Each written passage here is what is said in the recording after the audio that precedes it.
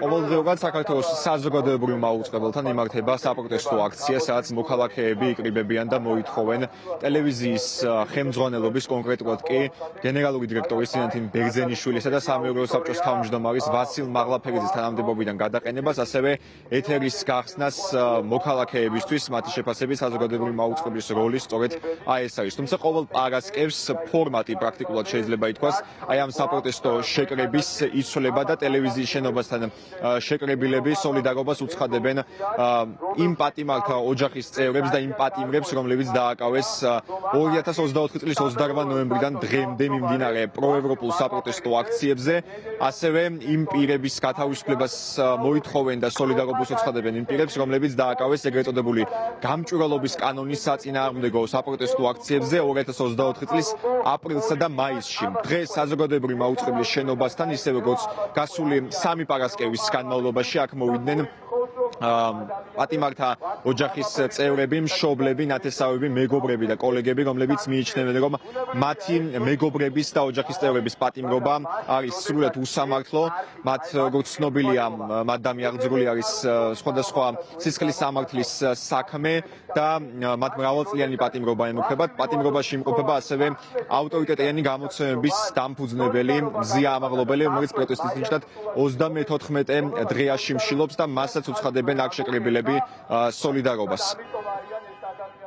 არ გვინდა ჩვენ ისევ რუსეთისკენ წასვლა. რა ვიცი, ჩვენ შვილებსაც, ჩვენ პატიმრებსაც უსურვებთ ჯანმრთელობას, გამძლეობას, იყვნენ ხნედ და მაგრად. მე ვარ ისეთი პატიმრის დედა, რომელსაც 92 წლის 2 თებერვალს მოუკლეს ერთი შვილი მიტინგზე. სნაიპერის თვით აგერაკ ცირკის მხართან გერდობთან სნაიპერის თვით მომიკლეს შვილი, რომელსაც ეჭირა ქართული დროშა და მიტინგზე წინ მიდიოდა და ნამდვილად ჩვენი ოჯახი და გიორგი ვერ შეეგვებოდა იმას, რომ სახლში მჯდარიყო ტელევიზორისთვის ეცკირა და თავისი ძმის სისხლით მოპოვებული თავისუფლება და დამოუკიდებლობა არ დაიცვას იმან.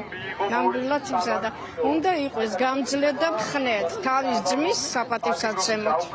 რეზო და ყველა პატიმარი იქით გვამხნევებს, ჩვენ მხნეთ იყავითო და მე ერთი სიტყვით ვეტყვი, რომ ვართ მხნეთ.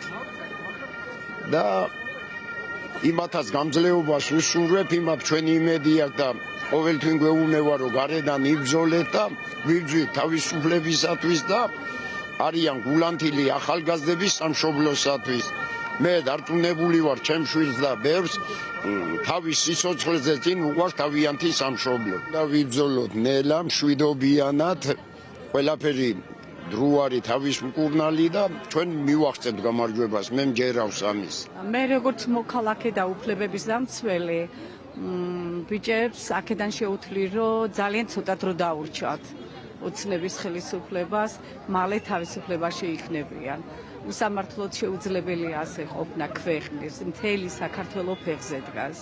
აბსურდული ბრალდებებით არიან ესენი დაპატიმრებულები. მე თვითონ ვესწრებოდი მოვლენებს, რაც ხდებოდა 28 ნოემბრის ღამიდან. ირაკლი კობახიძემ მოახდინა სახელმწიფო გადატრიალება თავისი განცხადებით. იმავე ღამესვე 200,000 ადამიანი დაარბიეს. ცემეს, წიხლებით შედგნენ ბიჭებს თავზე, ხელები გადაუგრიხეს, ნაწამები შეყარეს გისოსებში და აღძრეს უდანაშაულო ადამიანებზე სისხლის სამართლის საქმე. ჩვენი სოლიდარობა და მხარდაჭერა ყველა პატიმრებს და ჩვენი კატეგორიული მოთხოვნა, რომ ეს ადამიანები იქნენ გათავისუფლებულები და იქამდე ჩვენი ვალია, რომ არ შევწყვიტოთ ეს პროტესტი აქ იქნება თუ სხვაგან. თანმიმდევრული პროტესტი არის ის, რასაც შედეგი მოაქვს. მათ შორის ის, რომ თქვათ ამ არხის ხელმძღვანელობა დასახელებული იქნენ პროპაგანდისტებად და ჩვენ 30 ნოემბრიდან აქ რო ვიკრიბებით, პირველივე დღიდან ამას ვიძახით. ჩვენი მხრიდან ეხა წნეხი უნდა გაიზარდოს, იმიტომ რომ მათ შორის ეს ტელევიზია არის დიდი პროტესტის მნიშვნელოვანი ნაწილი, ერთ-ერთი ბერკეტი არის, რაზეც ეს ხელისუფლება დგას და აუცილებლად უნდა გამოვაცალოთ ხელიდან, იმიტომ რომ საზოგადოებრივი მაუწყებელი ეკუთვნის ხალხს. არა რეჟიმის პატიმრები, არა სიდისის პატიმრები, არამედ თავისუფლებისთვის მებრძოლი მოქალაქეები. ეს არის საქართველოს მეხუთე პრეზიდენტის სალომე ზურაბიშვილის შეფასება, სწორედ რამდენიმე დღის წინ, კონკრეტულად 12 თებერვალს მიუნხენის საერთაშორისო უსაფრთხოების კონფერენციაზე გამგზავრებამდე საქართველოს მეხუთე პრეზიდენტმა ასე შეაფასა იმ პირთა მდგომარეობა და ასე უწოდა იმ პირებს, რომლებიც ახლა საპატიმრო დაწესებულებებში იმყოფებიან და მისი თქმით, სწორედ აი ამ სახელით გააცნობს ის საერთაშორისო საზოგადოებას მათ ვინაობას და მოუყვება მათი ბრძოლის შესახებ, ასევე მოუყვება იმ არაადამიანური მოპყრობისა და წამების ფაქტების შესახებ, რომელსაც ადგილი ჰქონდა დაკავებულთა მიმართ. აი ამ წუთებში უკვე საქართველოს საზოგადოებრივი მაუწყებლის შენობის მიმდებარე ტერიტორიიდან იწყება საპროტესტო მარში, რომელიც რუსთაველის გამზირამდე მივიდა საქართველოს პარლამენტის შენობასთან მიმდინარე ყოველდღიურ საპროტესტო აქციას შეუერთდება. ბუნებრივია, უკვე 79 დღეა მოქალაქეები იკრიბებიან პროევროპული საპროტესტო აქციების ფარგლებში და აპროტესტებენ ქართული ოცნების მიერ 2024 წლის 28 ნოემბერს მიღებულ გადაწყვეტილებას, რომლის თანახმადაც 2028 წლის ბოლომდე შეჩერებულია ევროკავშირთან მოლაპარაკებების პროცესი. მოქალაქეები ახლა იკრიბებიან ნელ-ნელა, საპროტესტო ბანერიც გაიშლება, საპატრულო პოლიციის მანქანები არის მობილიზებული საზოგადოებრივი მაუწყებლის მიმდებარე ტერიტორიასთან. ეს სურათი ჩვეულია მარწეს რიგის უზრუნველყოფის მიზნით, როგორც შინაგანსახმის სამინისტროში განმარტავენ.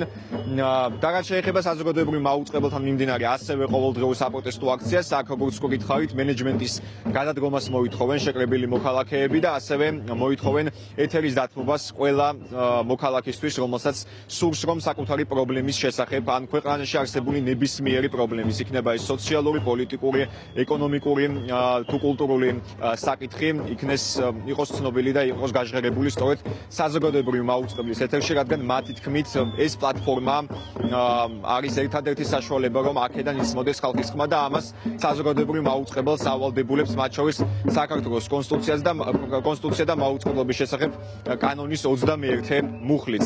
მივყვებით ახლა ჩვენ საპროტესტო მარშს, რომელიც რუსთაველის გამზირზე მიმდინარე ყოველდღიურ საპროტესტო აქციას შეუერთდება.